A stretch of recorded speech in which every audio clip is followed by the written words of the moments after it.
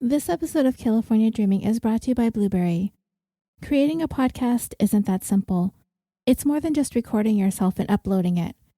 To really get your show to be everything you want it to be, you're going to need a little more than that. You need easy and reliable hosting so your time can be spent creating your content, the most accurate download stats so you know that you're reaching the audience that you're wanting to, and a web page that makes setting up totally easy on you and won't take up too much of your valuable time. And BLUBRRY offers all of this and more for hosts and aspiring hosts alike. Simple media hosting, a fully integrated WordPress website with their PowerPress sites. So if you already have a podcast or you've dreamed about starting one, head over to www.orbitaljigsaw.com to sign up, and the first month is on us. The BLUBRRY support team is available to walk you through the steps of migrating your show without losing any subscribers, or to help you get started in the process of launching your new show. With the first month for free, using promo code DREAM, you've got no excuses. So let's get started. I want to take the time to thank everyone who has continued to support California Dreaming on Patreon, and those who have recently joined in supporting. Every little bit helps us to continue to bring you new content each week, including the main episode in your feeds, short mini bonuses, as well as exclusive bonuses for patrons. And because of your support, I was able to bring you 2 bonuses in January, one for supporters on all levels, and an extra one for the $5 and higher tiers. And I'm very happy to have had the opportunity to do that a little extra bonus for you guys. No matter what level you support the show, you will get one bonus guaranteed each month. And I would like to take the time to thank Carrie S., Karen P., and Juliet H. for bumping up her pledge. And if you would like to make a one-time donation to the show, you can do that as well through our PayPal using our email, californiapod@gmail.com. And if you would like to help out in other ways that are for free, you can do so by going to Apple Podcasts or whichever platform you listen to your shows on and leave a review. All of that helps give us a little bit more visibility. All of your help is appreciated. Thank you for your support.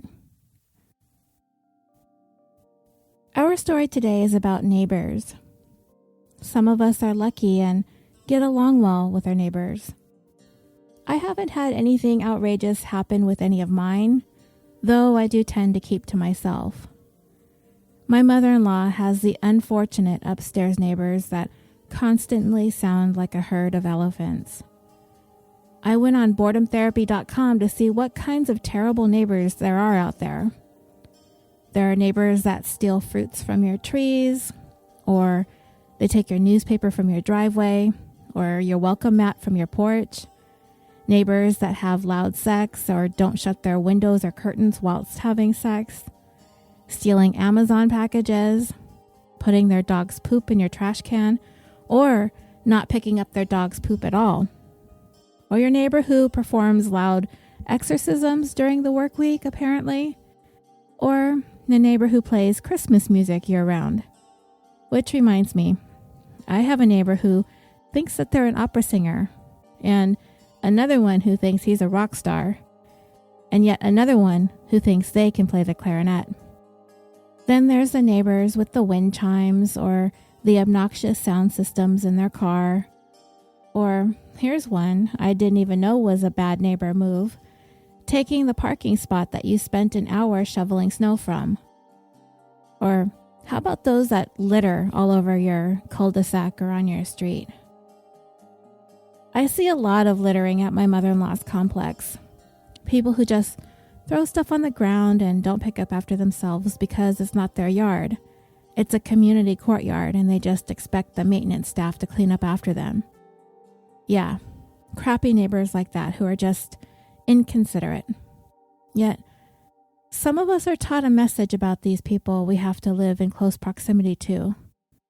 Love them as you would love yourself. Easier said than done. Of course, because people conflict, ideals clash, lifestyles differ. What your neighbor deems acceptable may be completely at odds with what you might care to have to look at every day. Like, for example, if you were the lord of an island and erected a wind turbine, the folks on the neighboring island might see that as an eyesore. Loving thy neighbor as you would love thyself. If it were only that simple. We would not have this story to tell you here today if it was. As we are going to visit a set of neighbors whose woes regarding what they disliked about each other boiled over after years of back and forth, petty bickering and feuding, until one day someone brought a gun to a verbal fight. In today's 77th episode of California Dreaming, the tale of broken fences. There is a small piece of paradise in California along the Pacific Ocean, in the canyons of Carmel, just south of Monterey Bay. It's a place where you have to take long winding roads to get up to your house. A place of tranquility.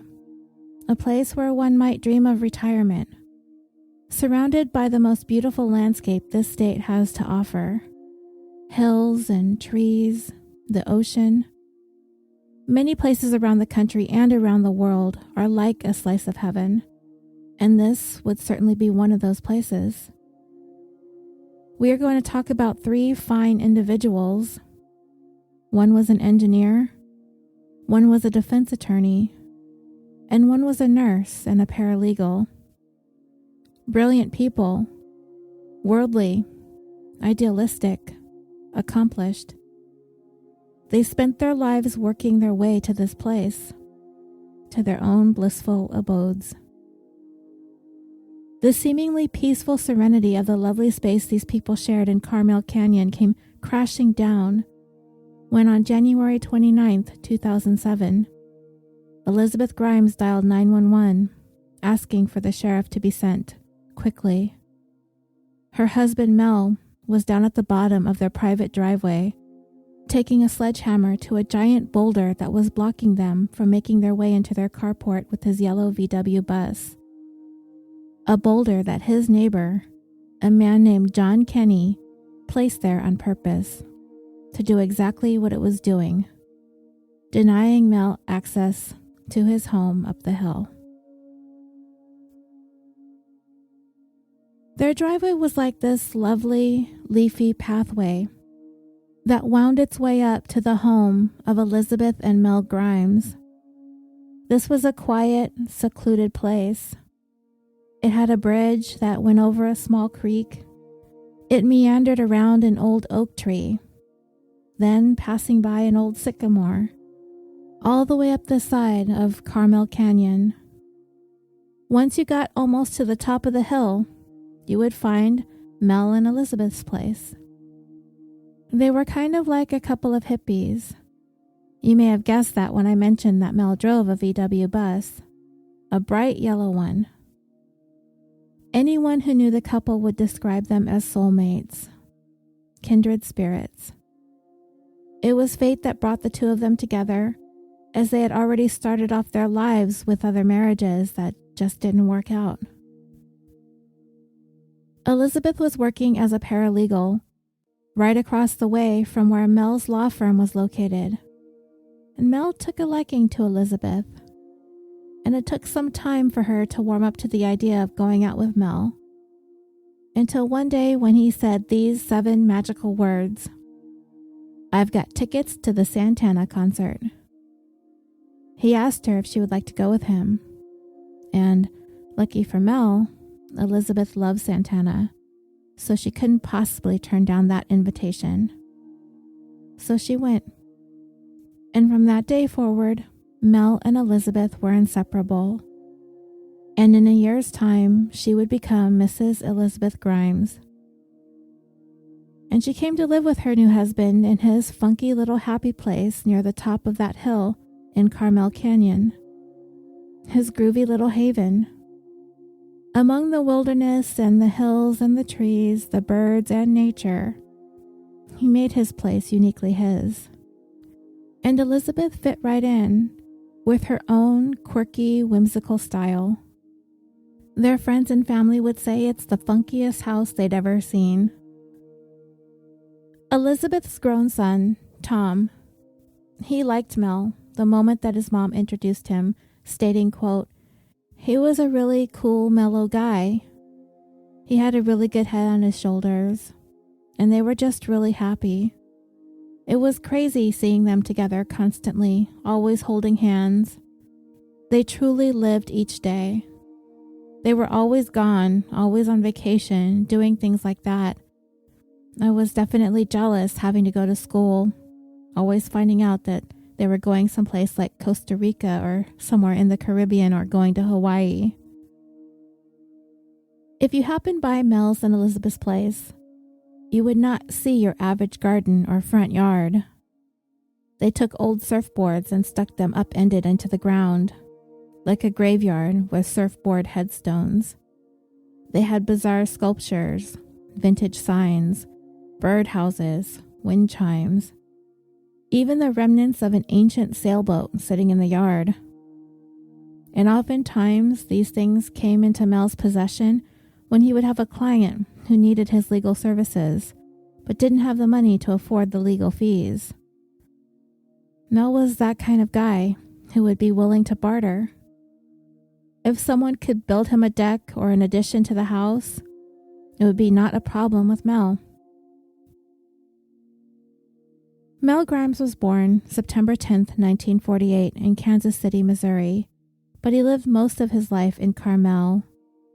He went to Carmel High School and then on to UC Santa Barbara and then Golden Gate Law School.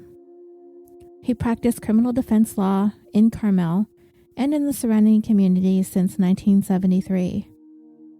And even though he was an attorney, straight-laced, orderly, no-nonsense kind of a guy, he was not. I'm pretty sure he didn't do this, but I could totally picture him showing up in court in a Hawaiian shirt and flip-flops. That's the kind of man I envision Mel to be. Forever a hippie. He loved surfing, running in marathons. He loved classic rock and blues music. He loved the outdoors. His family described him as a quiet, gentle spirit, a wonderful friend. And when he met and married Elizabeth, he was finally complete. Elizabeth Rosnack was born in El Paso, Texas on October 4th, 1951. Her dad was in the United States Army, so they moved and traveled a great deal, but not just in the United States, but Europe as well. She graduated from high school in Coraopolis, Pennsylvania, and in 1986, she moved to Pacific Grove, California. She met Mel in 1995 and they got married in 1996. She worked in a number of fields, including being a paralegal. She worked as a nurse and a care provider for the sick and dying. But the most important thing in the world to her was her family and her soulmate, Mel. She only ever had one son, Tom, who I mentioned earlier, and he got along well with his stepfather.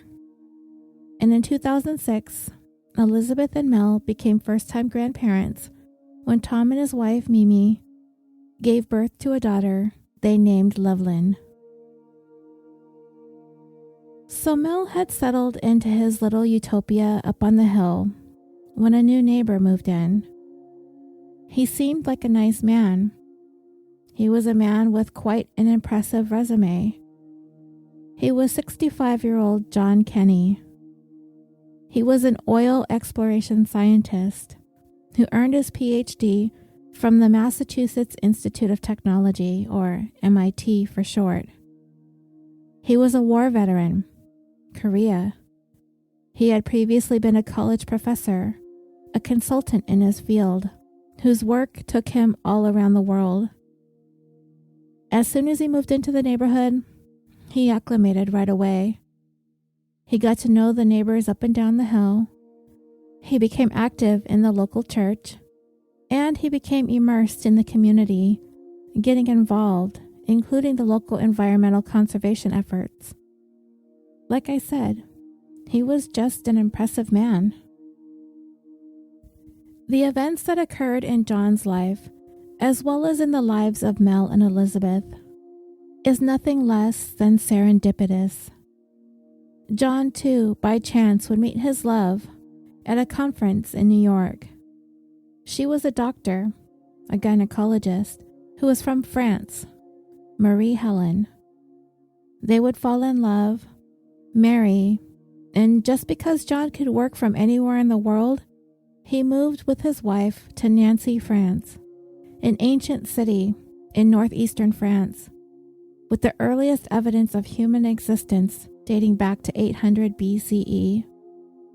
And it would be there John and Marie Helen would adopt 2 girls. And John's girls simply adored him. Of John, one of his daughters, Ségolène, would say, quote, "He loves Carmel Valley. When you see wild spaces like that, you want to preserve them. My father is a wonderful man. He has risen us the best way he could. He's tender, he is calm, he's funny, he is a peaceful man." As the girls reached their teen years, John split his time between his home with his family in France and his own little slice of heaven, his place of serenity and tranquility, that house in Carmel Valley. John was a man who lived his life and kept his home in stringent order. Everything is in its place, everything organized, everything planned, everything systemized. A stark contrast, certainly, when it comes to the whimsy, topsy-turvy ways of Mel and Elizabeth. So when John moved up into his home on the canyon side in 1999, his orderliness would be right next door to the eccentricity of his cluttered, chaotic new neighbors. And eventually, their worlds would collide. For a while, though, the waters would be calm. They would be quiet. Like most of our stories, there would be an occurrence that set in motion a series of events that would culminate in tragedy. The friction between John and the Grimeses would explode in full-blown warfare between neighbors. And the catalyst of it all started with the bridge that I mentioned earlier that was part of the winding road leading up the canyon to their properties. And by 2000, this bridge was in a state of severe disrepair, and the neighbors discussed the bridge, feeling that if they didn't do something about it in a timely manner, it was quite possible that a car passing over the bridge could potentially fall through the wooden boards and fall into the creek bed below. They discussed what might be the best course of action and what to do about the bridge. And this is where it all started. This bridge. Ségolène said that her dad wanted to hire a professional contractor to complete the repairs on the bridge. But Mel insisted he was able and willing to do the work himself, so John agreed. He would wait. But he did expect the matter to be taken care of in a timely manner. But several weeks would pass and the bridge still had not been worked on. And this was frustrating for John. So he decided this simply couldn't wait any longer. It was a serious hazard that needed to be repaired quickly. He decided to hire a company to make the necessary repairs to the bridge. And John assumed, since this was their common driveway, that they would split the cost of the repairs. But Mel refused. John went and did this without consulting him first. He did not agree to pay for half of the cost, so nope, he was not going to pay. John ended up having to take Mel to small claims court. And he won his case, the judgment compelling Mel to pay John the money owed for half of the bridge repair. And with that, the seeds of animosity were planted. And it would be better. John was described as the type of man who was hypersensitive to his surroundings. Things out of place, things askew, things like the Grimes' front yard, which I've described. These things irked him. It began to wear on him. To have to come outside, and on his way to his car, his senses would be assaulted by the manner in which the Grimeses kept their front yard. It may not have been neat. It may not have been tidy. It may not have been all that aesthetically pleasing, but it was theirs. It was their way. It was what their heaven looked like through their lens. To John, it was an eyesore, and he did not like it one bit. This would be the perfect example of one person's trash being another person's treasure. To Mel and Elizabeth, this was just their thing. It was fun and it was funky, and they liked it that way. They were way up towards the top of the hill. It was their own place. They were doing their own thing. And they didn't really think it mattered to anyone else. Nobody comes up that way anyway. Except, for John. The one guy in the world who liked things to be neat and regimented. He couldn't stand it. But John's daughter would say it was more than just the random lawn artifacts. She said their quirky neighbors weren't just cluttering their yards with repurposed things. She claimed that Mel would leave trash, yard clippings, branches, an assortment of stuff that needed to be hauled away by waste management, and she claimed it often overflowed across property lines onto other people's yards. Though she didn't say specifically that the excess garbage crossed over onto John's property, though I imagine if it did, John would quickly make sure to make Mel aware of it. To Ségolène, the way in which the Grimeses kept their front yard was not simply a matter of aesthetics, but rather an issue of being a serious fire hazard, and it is potentially dangerous for the terrain in which they lived. Elizabeth complained to her son on occasion about John as well, telling him how this neighbor of theirs was becoming a nightmare. And then in 2003, a new resident moved into the neighborhood, a little bit further down the hill, Joyce Scampa. She was a real estate broker, so she had the ability to access property records. And quickly, John was interested in getting Joyce on his side of this growing feud between him and the Grimeses. He would call her, asking her to look up records, run their profiles, and obtain maps in order for him to determine exactly where his property line ended and theirs began. But Joyce considered the Grimeses to be friends, and she didn't really want to get into the middle of this ongoing feud between her neighbors. She just asked John to please not to drag them into the middle of their mess. Both John and the Grimeses would resort to taking their issues with one another to authorities. They began telling on each other and whatever various code and building violations that they could find. They both apparently had additions in the back of their homes that neither one of them could actually see from anywhere on their own properties, but reported those violations to code enforcement. Elizabeth had a detached studio that was tucked in the backyard of their home that she enjoyed retreating to. It was enveloped by trees that were more than a century old. It was her quiet place to meditate or to read or to listen to music, just to have a little bit of solitude. John reported it. And for John's part, he added a beautiful sunroom to the back of his home, situated in such a way that gave him a breathtaking view of pristine valley. This was his quiet place. The Grimes reported it. Neither one of them obtained the permits to build these additions onto their homes. So it turned into this back and forth, this tit for tat.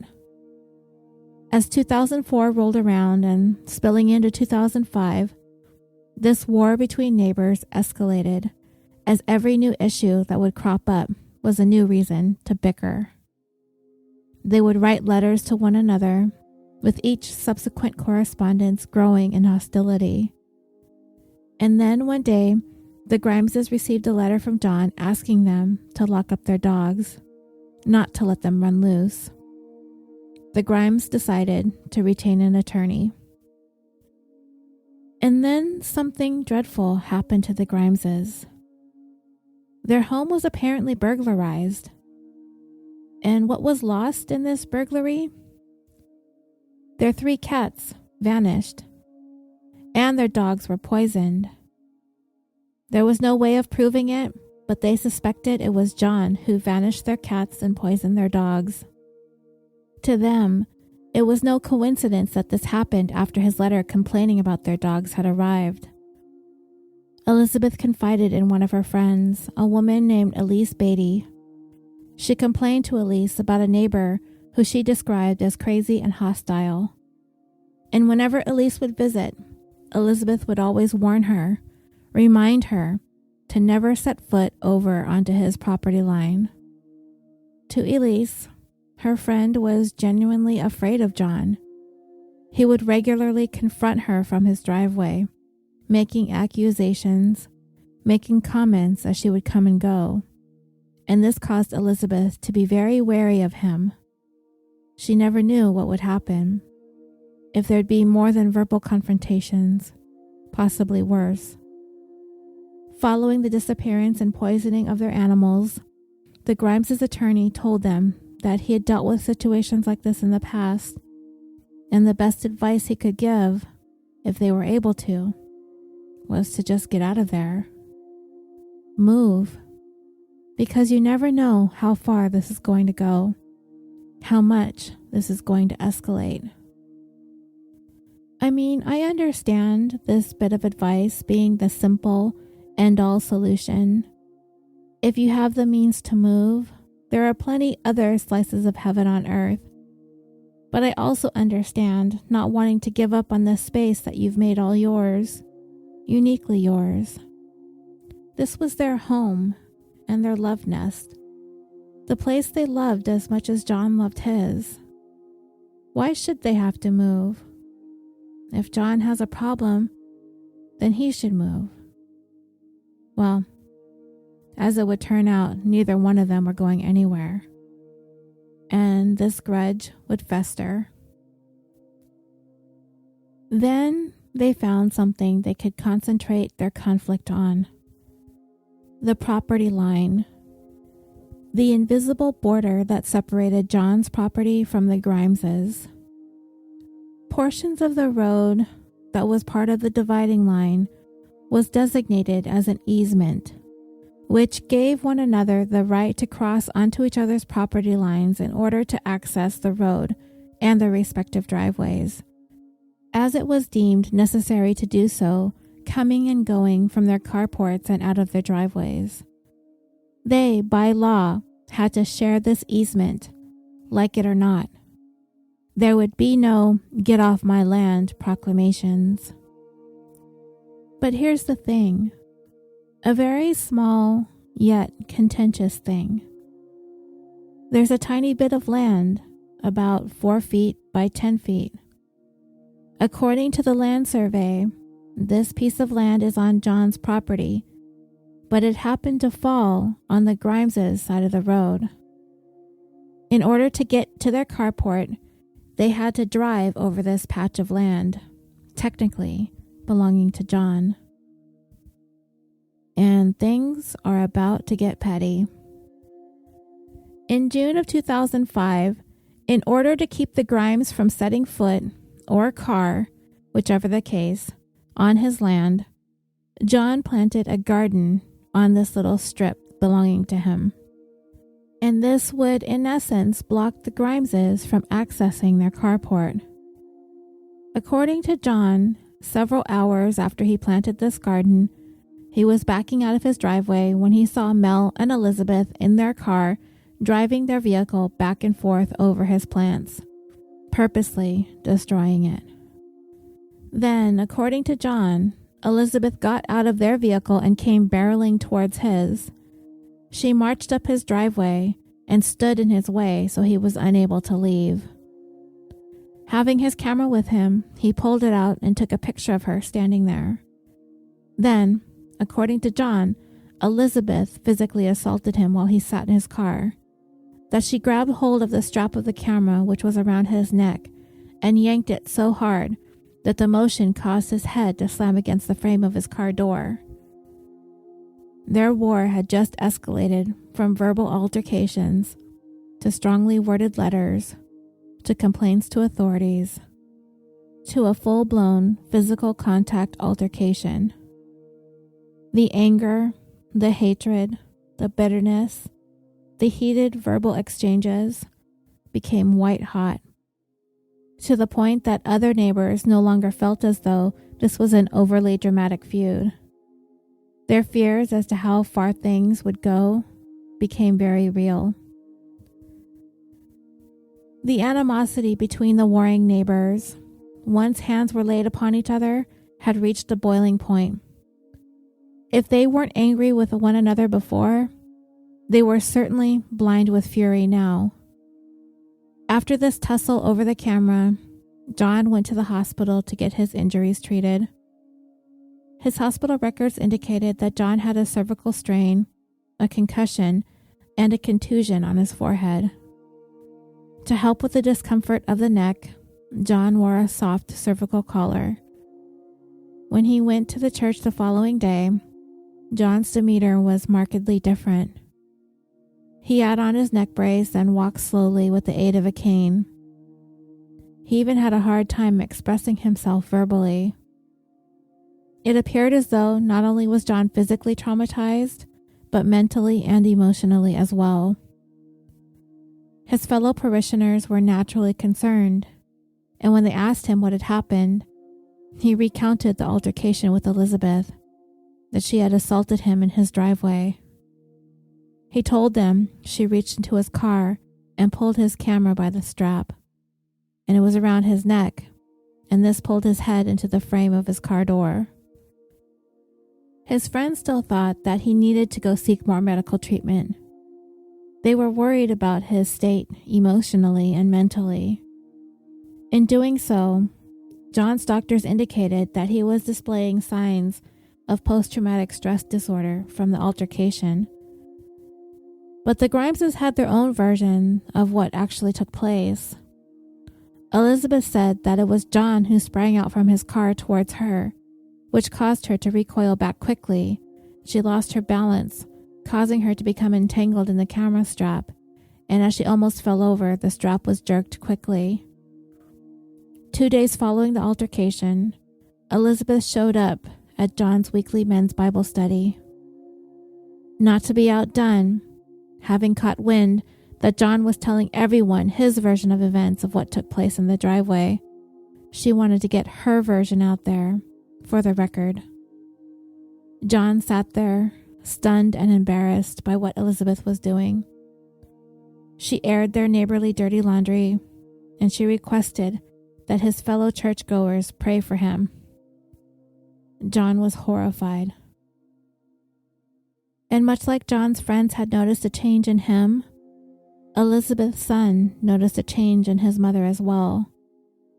He recalled how, while he was growing up, his mother always instilled in him the importance of having faith in people, to love people, to trust people.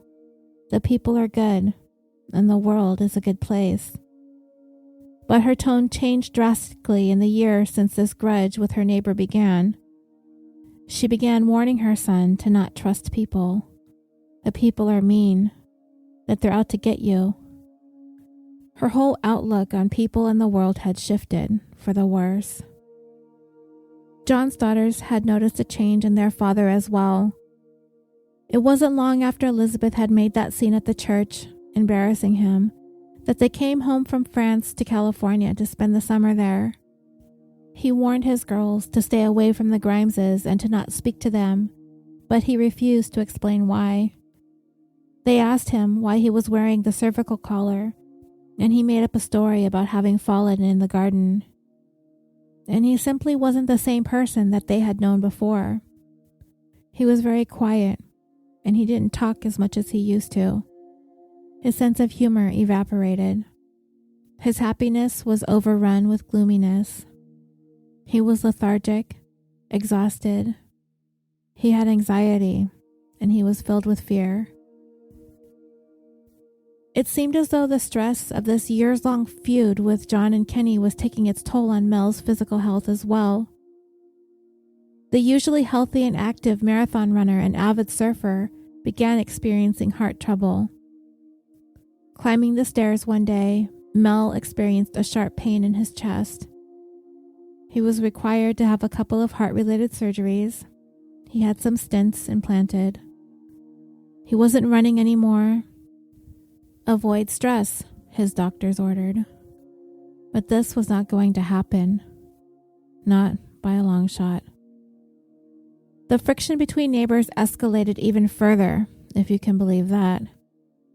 They took their case to a public meeting of the Monterey County Planning Commission. They each took turns to make their statements about the other. Mel stated, "The one thing that I do regret more than anything else is the trauma that this has caused my wife over the last 2 years to go through this. She has had periods of time where she simply vomited, cried, and couldn't sleep." John stated, "None of us, and none of you either, would tolerate a neighbor building something or trashing something or doing anything which damaged the value of your own property and the enjoyment of your own property." And with every passing issue, things grew worse and worse between John and the Grimeses. When John would glance across the way, he was aghast at what he would see developing in the mishmash of artifacts and what he considered junk in the yard of his neighbor's home. And for the Grimeses, glancing across their way, they saw this fussy old man who was just stubborn and ornery.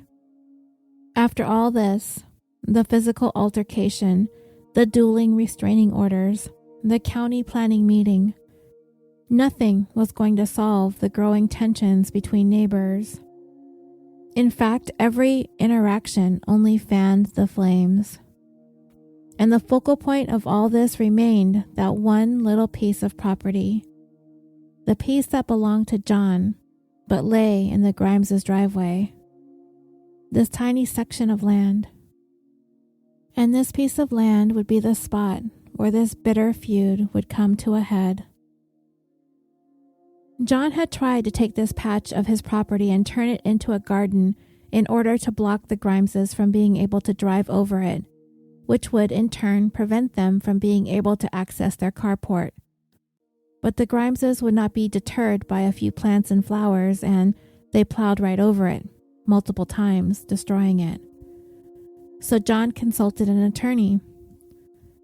What could he do to keep these people off his land? It was his, not subject to the easement laws. Maybe. The Grimeses may have been under the impression that they had the right of way to access the land, but it's kind of murky. John's attorney advised him the easiest and least expensive option would be to place a rock, a large rock, perhaps a boulder, on that little chunk of land. John was game.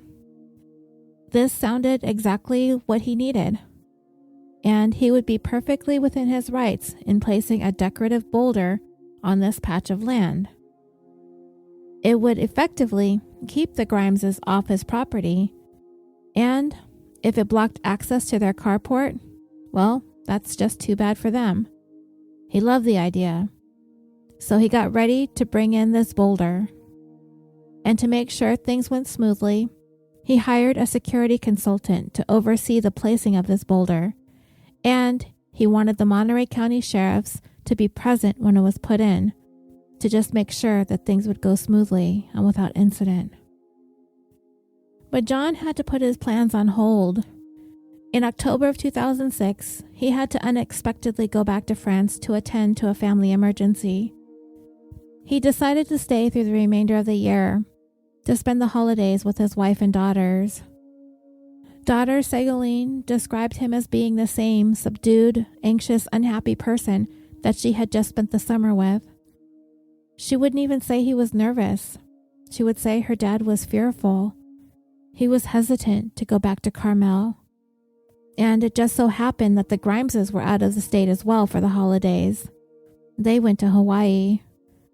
So, for a time, peace enveloped their troubled hill, but it wouldn't last.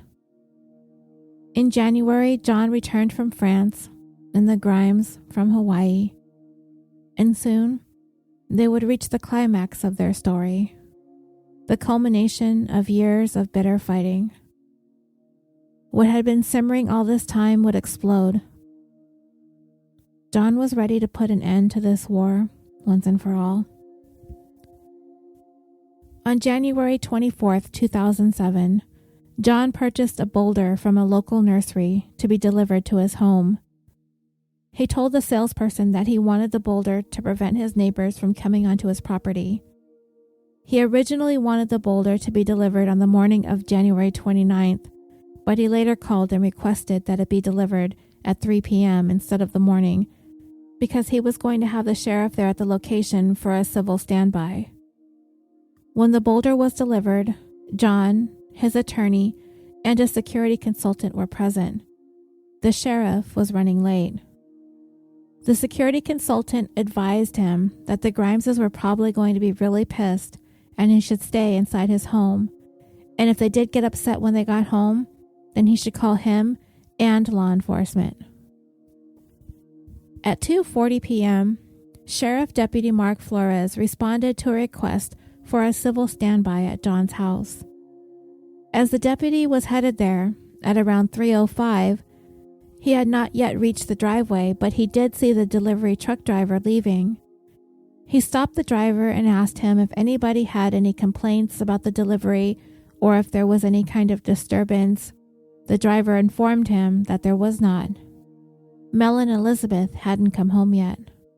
So the deputy radioed that the delivery was completed without any disturbance, and he left to resume his regular patrol. According to John's family, he was home alone now. He was afraid of what was going to happen next. By this time, John was 72 years old, and his family says that he deeply feared for his safety. He knew the Grimeses would be coming home at any moment to find what he had done. What would their reaction be? Whatever it was, John was ready for it. As I had said, John's security consultant and attorney were on hand when the boulder arrived just in case things became volatile. The promised sheriff's deputy didn't show, but nothing ended up happening. Mel and Elizabeth were not home yet. Mel had been at work at the courthouse in Salinas, and Elizabeth was out and about doing errands. They had met up for dinner, and then they went home in their separate cars. On the drive home, they were sending each other text messages. You know, back then, it was still not illegal to text and drive in California. They were just telling each other that they couldn't wait to get home, to relax. I love you. Stuff like that. At 5:30, they arrived at the top of the hill that they lived on. Mel got there first. When he saw the boulder, he got out of his vehicle and made a beeline to his tool shed, retrieving his shovel and his sledgehammer. Then Elizabeth got there and immediately became concerned about Mel's heart troubles. She called 911, and that call is very chaotic. There's lots of screaming, and it's kind of horrifying to listen to. So I'm not going to play it for you, but I will read the transcripts for you. However, if you want to listen to it, it is on YouTube. Elizabeth called and said, "We have an emergency at 82 Hitchcock Canyon Road in Carmel Valley." The dispatcher asked, "What's the problem?" Elizabeth answered, "Our neighbor has blocked our driveway. My husband, who doesn't have a good heart, is out there trying to break it down with a sledgehammer." The dispatcher confirmed the address, and Elizabeth said yes. The dispatcher said, "And he's blocked you in?" And Elizabeth answered, "In Carmel Valley." The dispatcher asked, "He has blocked the driveway with what?" Elizabeth answered, "With a big, huge boulder, so we can't get our cars out. We share a mutual driveway." The dispatcher asked, "Where is the neighbor at?" She answered, "He's in his house. Please hurry." The dispatcher asked, "How old is your husband?" She answered, "My husband is 58. He can't do this. He was just at the hospital today. This guy is crazy. I have to hang up to help him. Then on the call, you can hear the sounds of the sledgehammer striking the boulder. Elizabeth begs Mel, "Stop, Mel, don't touch it. Let the police come. Don't do that, Mel." Mel tells her to shut up, and she says, "Don't, Mel." The dispatcher asks, "What is he doing?" And Elizabeth, speaking to Mel, says, "What is that going to do?" Mel answered, "Nothing." Then, on the call, Mel and Elizabeth have an exchange about whether or not she should go up to John's house. This is about 2 minutes into the 911 call. Elizabeth says, "All right, Mel, stop or I'll go there." Mel answered, "No, you're not." Elizabeth said, "I'm going to his house." Mel said, "No, you're not." Elizabeth answered, "I don't care, Mel." The dispatcher cuts in and says, "Hello?" Elizabeth yells, "Leave it alone, leave it alone." The dispatcher asked to speak to her husband, and Elizabeth answered, "No, my husband is like so pissed off." The dispatcher asked, "Where is he at right now?" Elizabeth answered, "He's got a sledgehammer and he's trying to break this boulder down." The dispatcher confirmed, "So he's in the driveway hitting the boulder?" Elizabeth answered, "Yes." The dispatcher asked, "Okay, and the other male is in the..." And Elizabeth cuts her off and answered, "In the house." Then John emerges from his home. He makes his way down his driveway towards Mel, Elizabeth, and the boulder, and Elizabeth confronts him. She says to the dispatcher, "He's here now. Get out of our lives." John is heard for the first time on the 911 call when he says, "Get off my property." Elizabeth answered, "Don't tell me to get off your property." John said, "I will tell you to get off of it." Elizabeth said, "You're on my property every time you back up." John repeated, "Get off this property." Elizabeth said to the dispatcher, "Please send the sheriff, hurry." The dispatcher answered, "Okay." Elizabeth said, "Thank you. The sheriff is coming." John said, "Don't walk over my property." Elizabeth yelled, "Oh, shut up, you fat asshole. Mel, a policeman is coming." Mel said, "Good." John said, "Leave that alone." Elizabeth said to the dispatcher again, "Please send someone." And then this confrontation took a deadly turn. At 3 minutes and 35 seconds into the call, Elizabeth is heard screaming. She then yells, "Get off." And then she screamed again. At 3 minutes and 41 seconds, Elizabeth is heard yelling, "He's got a gun." And in the next 20 seconds, 5 gunshots are heard, along with both Mel and Elizabeth screaming. The screaming subsides, and then you can barely hear Elizabeth say, "Mel, I love you." And Mel replied, "I love you." And those would be the last words that Mel and Elizabeth Grimes ever spoke to one another. For the next 4 minutes, the 911 dispatcher repeatedly says hello, but receives no response. At 5:44 p.m., John made his own 911 call. He told the dispatcher that he had been assaulted and battered by his next-door neighbors and that he was injured.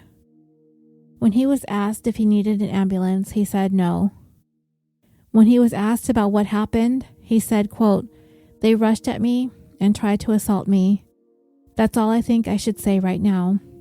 And then John hung up the phone just as the dispatcher was about to ask for more information. He did not reveal to the dispatcher that he had shot Mel and Elizabeth, nor did he request medical assistance for them. Paramedics were dispatched to the scene for what was, at that point, some sort of unknown emergency. John's next call was to the security consultant that he had hired, and he left him a voicemail. He next called First Alarm and left another voicemail message. In it, he stated, quote, "I have had major trouble out here. I've been injured. I've been assaulted. I defended myself. You need to come out right away." The paramedics and the sheriff arrived at approximately 5:52 p.m. They saw John standing in his driveway. He had his hands behind his back, and he was simply staring blankly ahead. He did not approach the first responders, nor did he say anything. They saw Elizabeth lying on the ground between the road and the boulder. She was on her left side in somewhat of a fetal position. She was lying face to face with Mel. She was bleeding profusely from the chest. She was still awake and able to speak to the paramedics. Mel was already dead. He was 58 years old. There was a sledgehammer found nearby and a phone a few feet away from where Elizabeth lay. The paramedic carefully turned her onto her back and asked, "What happened?" Elizabeth replied, "We were shot." He asked her, "Who did this?" She said, "My neighbor." He asked her, "Is that the man standing at the top of the driveway?" She answered yes. The deputy approached John and asked him what happened. He mentioned requesting a deputy being assigned for a civil standby earlier in the day to handle an ongoing problem with his neighbors, and that the boulder that was delivered was on his property. The deputy asked him again what happened, but John said that he did not want to say any more until his attorney arrived. The deputy asked him if he had any injuries. John did not say anything, but showed him an injury on his right thumb. Other than that, John had no injuries. The deputy told John that unless he would be willing to tell his side of the story, all he had to go on was what Elizabeth was able to articulate. That there is a woman on the ground who is covered in blood, and he asked John how she got that way. John paused for a moment and calmly said, "She did it to herself." At this point, the deputy informed John that he was going to be detained and he would be placed in the patrol car. John insisted that he go up to his house and lock it up, but the deputy physically stood in front of John to prevent him from doing so. John coldly stared at the deputy, at which point he was walked to the patrol car. John refused to get inside, so the deputy resorted to placing John in a controlled hold in order to put the handcuffs on him, and he got him in the backseat of his vehicle. Meanwhile, Elizabeth's clothing was removed and attempts to save her life began. She was shot in the chest and in the back, and she was rapidly deteriorating. She was transported from the scene in an ambulance. She would be airlifted to the hospital from there. In the helicopter, paramedics continued to work to save her. One of them asked, "What happened?" She answered, "My neighbor shot me." He asked her why. Her answer, "Because he's an asshole." Elizabeth Grimes died in flight. She was 55 years old. Downhill, when neighbor Kim Williams heard the gunshots, her mind immediately went to the feud that John and the Grimeses had had. She headed up the canyon, thinking to herself along the way, "This can't be happening." When she got there, she could see that Mel was dead, and Elizabeth was near death. Elizabeth's best friend Elise was on her way home when she heard the sirens and saw the helicopter arrive overhead. She saw someone being airlifted away from the scene, but she had no idea that it was her friend clinging to life. For everyone in Carmel Valley, their tranquil little haven was irreparably shattered. Elizabeth had been shot once in her upper right arm. The bullet went through and through and entered into her body below her armpit and lodged into her small intestine. She was shot a second time in the center of her mid-back, just right of her spinal column, and this bullet exited her body in her upper abdomen. A criminalist was able to determine that Elizabeth was shot both times from approximately 3 feet away. Mel had been shot once in the back of the left arm near the shoulder, and this bullet exited his arm and entered his chest through his armpit, and then exited the chest below the right armpit without hitting his arm. He was shot a second time in the right lower chest, and this bullet exited the right side of his back. The criminalist was able to determine that he was shot once from about 3 feet away and once from a greater distance away. Mel had also sustained a deep cut on the left side of his face, which was determined to have been caused by being hit in the face with the rear sight of a .45 caliber handgun that was recovered from the scene. Mel's blood and DNA was found on the gun. It was determined that John most likely injured his own thumb while firing his weapon. Elizabeth's son, Tom, got a knock at his door. It was the police there to deliver some devastating news. His parents were gone. His first thought was that they must have been in a car accident. I mean, how could they both be gone, right? They had literally just gotten back from Hawaii. This must be an accident. But when Tom's wife came to talk to the sheriff, when she heard this news, that both of her in-laws were dead, her immediate thoughts went straight to John Kenney, that neighbor.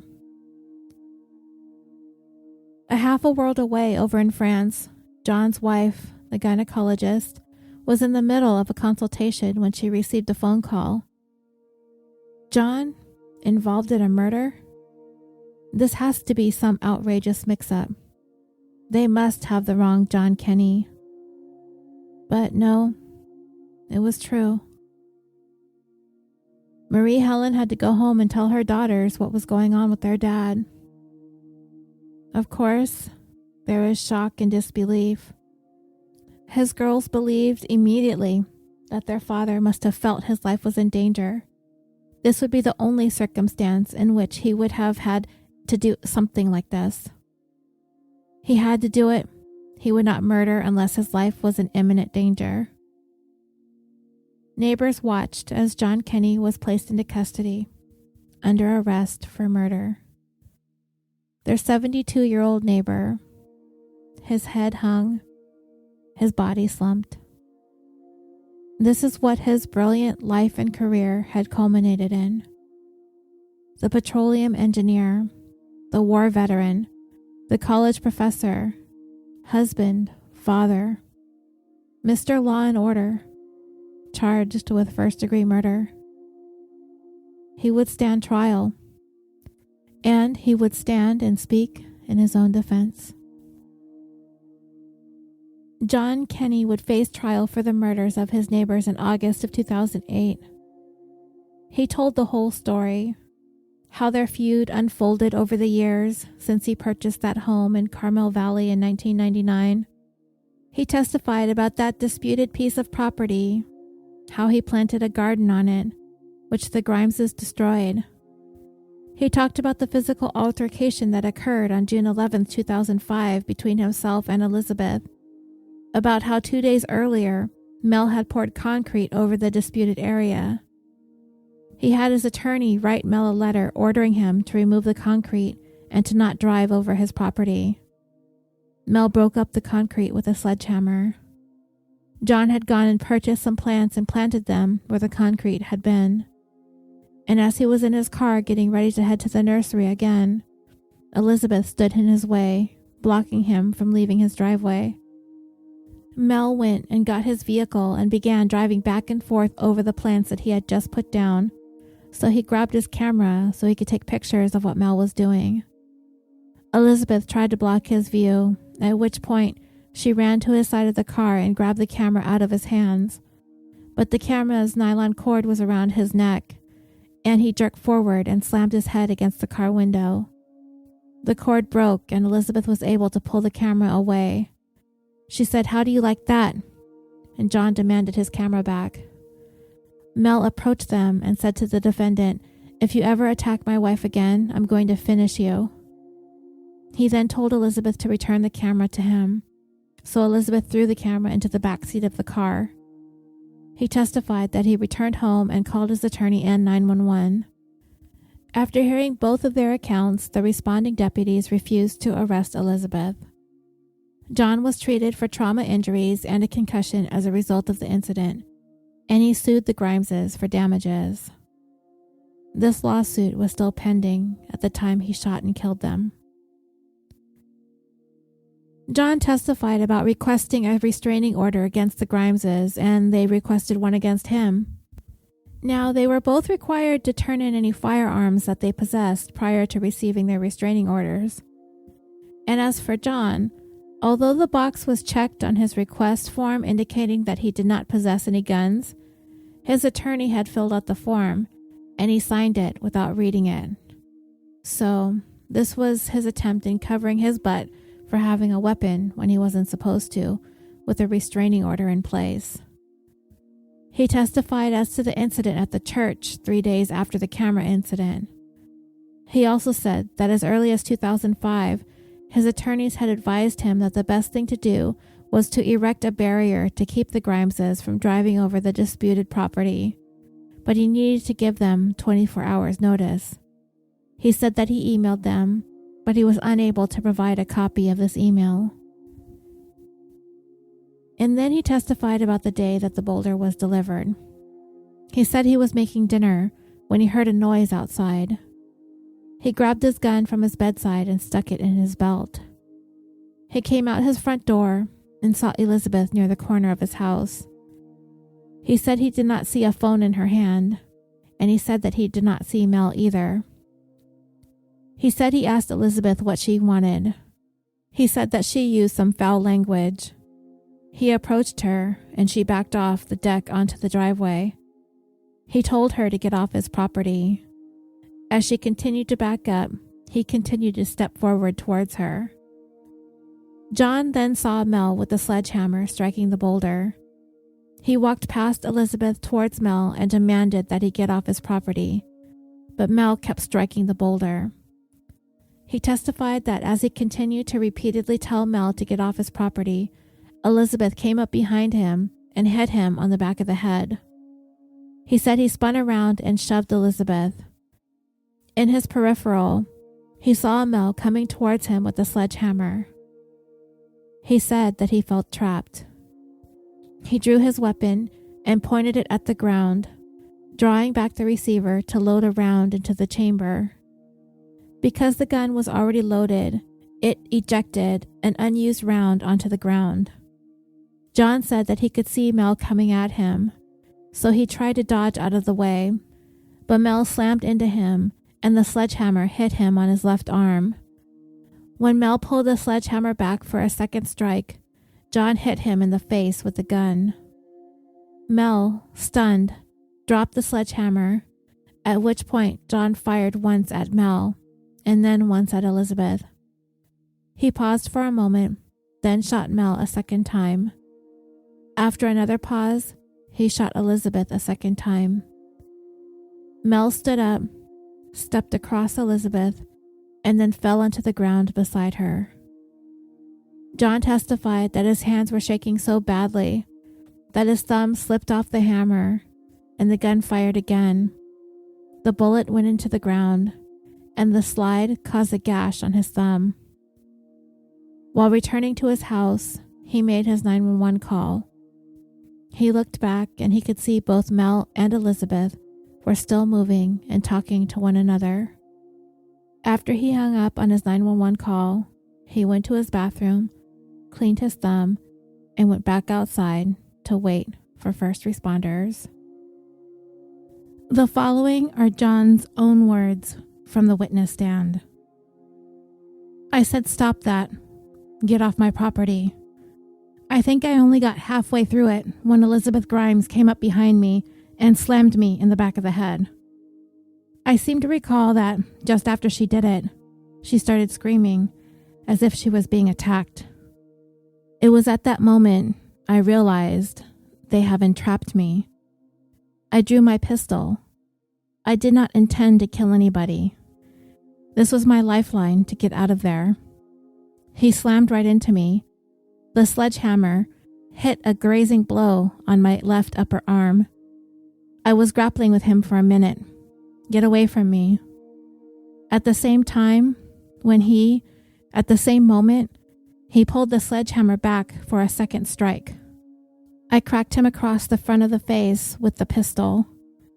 Well, it knocked him off his pins to my left. I fired at him once at her, paused for a moment, and once at him, and then there was a scary situation, and there was this long pause between the third and fourth shot, and it hit her again, apparently. Oh my God, it happened so fast. This was a pandemonium. I was acting half on instinct and self-preservation. I wasn't thinking much of anything. I wasn't thinking of anything except to save my life. On the stand, John Kenney admitted to firing 4 shots at Mel and Elizabeth. The 5th, he said, was an accident. When asked why he fired the gun, he attributed it to military training, stating, quote, "First I was being attacked by multiple, 2, more than one person. My training in the Army had been being attacked by multiple assailants, take them all down, 1, 2, 3, 4. And that, to John Kenney, was self-defense. The prosecutor asked him if he felt any remorse. His answer? Since remorse, I hate to sound like a school teacher, but as you know, remorse is a sadness attributed to a sense of guilt. I feel terrible about everything that happened, but I do not feel remorse because I do not feel guilt. And the prosecutor could not agree more. He would point to John's 911 call as an example of how remorseless John Kenney actually was. Minutes after shooting Mel and Elizabeth, he made his own 911 call and expressed concern only for himself. 911, what is your emergency? John said, yes, I'm at 80 South Bank Road. I have an emergency. The dispatcher asked, what type of emergency? John answered, I've been assaulted again by 2 people. The dispatcher asked, you've been assaulted? John answered, yes, I have, and battered. The dispatcher asked, are you injured? John answered, yes. Do you need an ambulance? No. Okay, who assaulted you? Mel Grimes Jr. And how do you know these people, sir? They are my next-door neighbors. Okay, and what did they do to hurt you? Well, they rushed at me and tried to assault me. For what? What's going on? And then John answered, that's as much as I think I should say right now. The dispatcher said, no, you need to give me as much information as possible so I can let the officers know that are responding, sir. Why did your neighbors do this? John answered, oh my God, I really can't tell. I hope you'll come out here, please. The dispatcher said, sir, I need some more information. Hello? John had hung up. The first deputy to arrive at the scene testified that he asked John to tell him what happened, and he said he wanted to wait for his attorney. He testified that he asked John if he was injured, and he was told that he had a cut on his thumb and he lost a lot of blood. He asked John if there was a weapon in the house, and he was told that there was a .45 handgun. Beyond that, John refused to answer any more questions. At that point, he informed John that he was going to be detained. The deputy took John by the elbow and walked him to the car. When they got to the car, John resisted placing his hands behind his back. So the deputy pushed John up against the car, grabbed him by the wrist, threw it into a hammerlock, pressed him against the car, handcuffed him, and placed him in the vehicle. Of course, Mel and Elizabeth were not there to tell their side of the story. However, the jury would be able to hear Elizabeth and Mel in their final moments in that disturbing 911 call.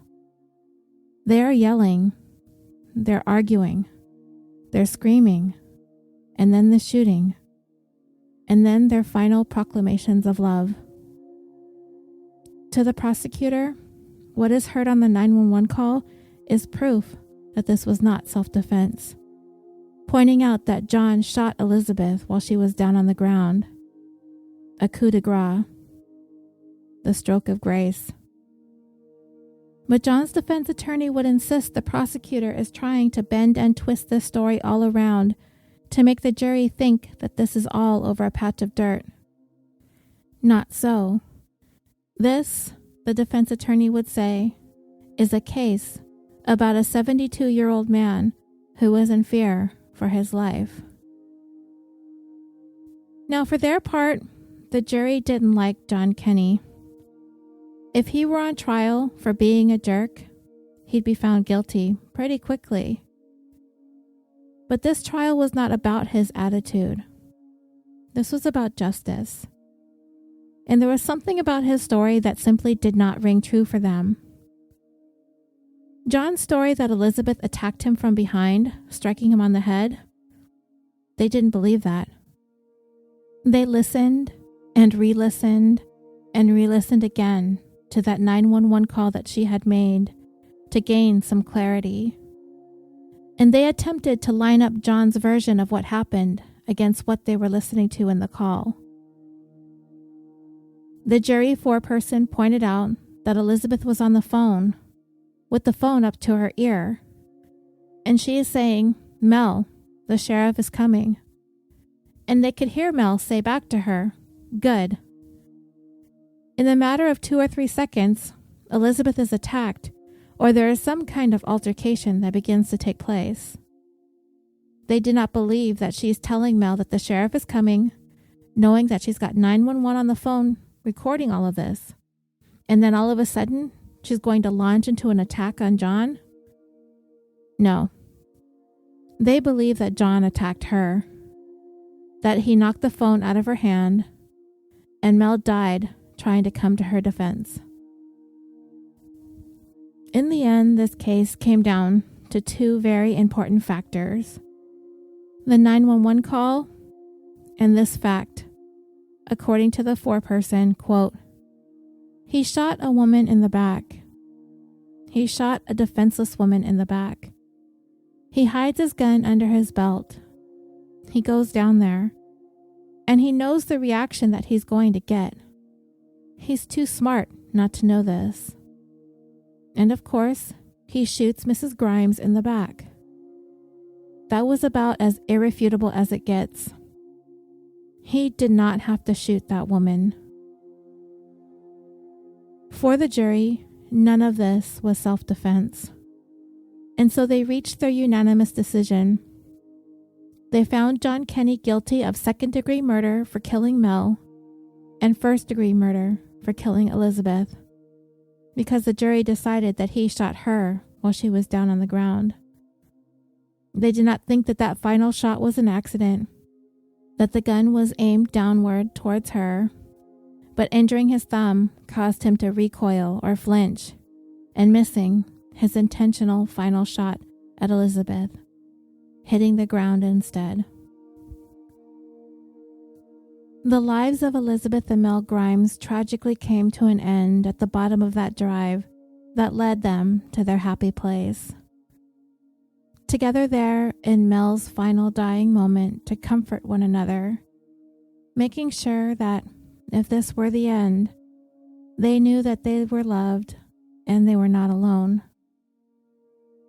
And for John, a tremendously fruitful and brilliant life thrown away. And he had his supporters, though I have a hard time sympathizing with the old man.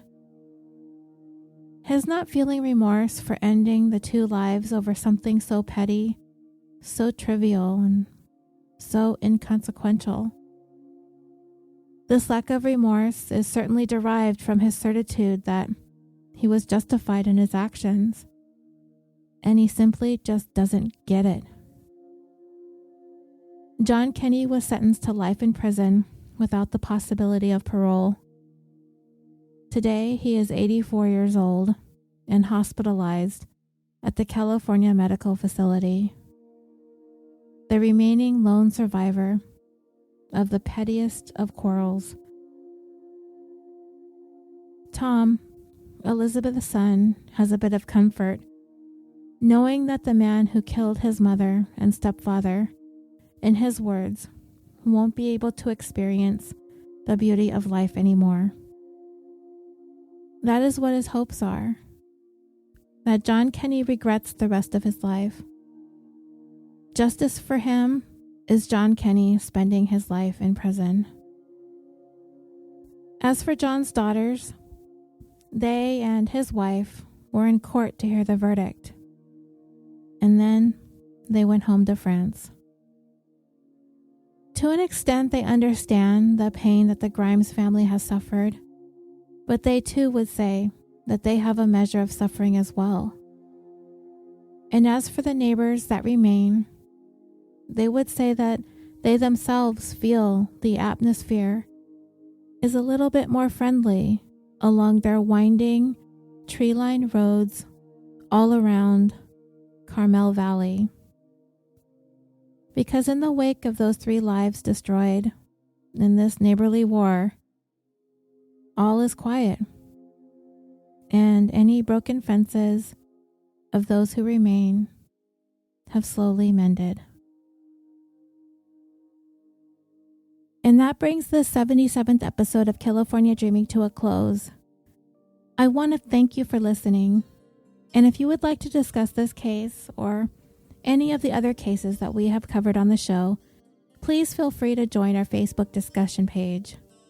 You can also follow the show on Twitter at CaliforniaPod and on Instagram at CaliforniaDreamingPod.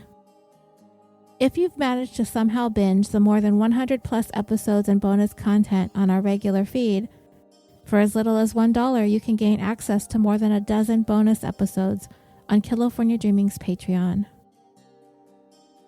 California Dreaming is proudly brought to you by the Orbital Jigsaw Network.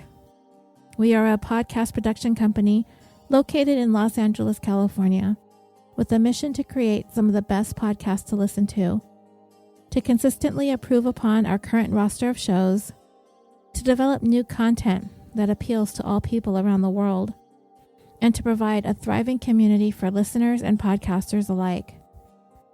I am so proud to be a part of an eclectic group of shows and hosts, so please come visit us at www.orbitaljigsaw.com.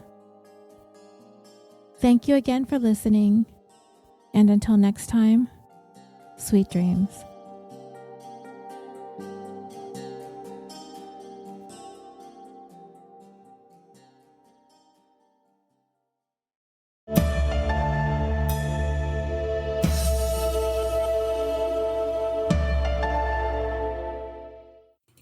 Everybody has a story, and not all of those stories are clear black and white issues, even when we think they are. We wonder, how did this happen? Or what is that like? Or what happens next? Are you sure you really want to know? This is Ignorance Was Bliss at IWB Podcast.